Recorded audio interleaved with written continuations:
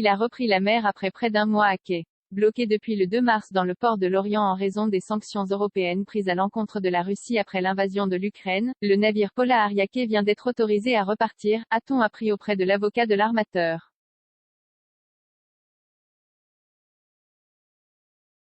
Le cargo, qui bat pavillon panaméen mais appartient à la société russe GTLK, a quitté le port breton en direction de la Norvège ce lundi un peu avant 17 h, selon le site Marine Traffic.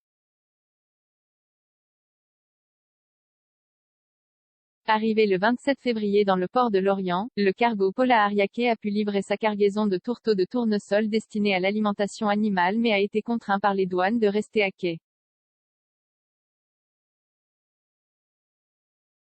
Le tribunal, saisi en référé, a ordonné ce lundi la mainlevée de la saisie et a condamné l'administration des douanes à 100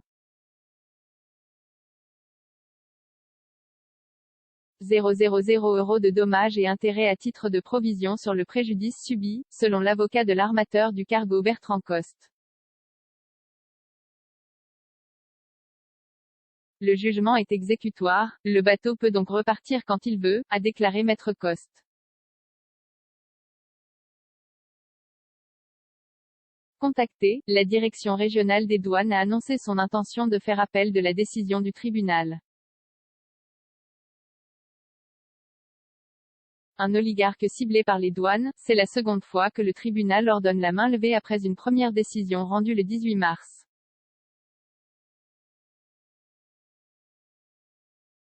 Comme les douanes ont scellé le navire, j'ai réassigné en référé, a précisé l'avocat.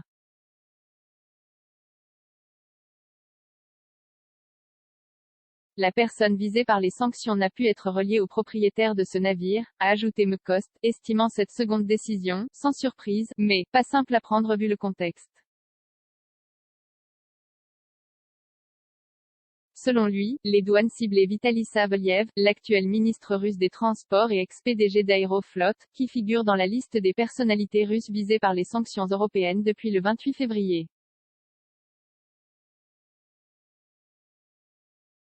Selon l'agence russe Interfax, Vitaly Savelyev a démissionné début mars de son poste de président du conseil d'administration de GTLK.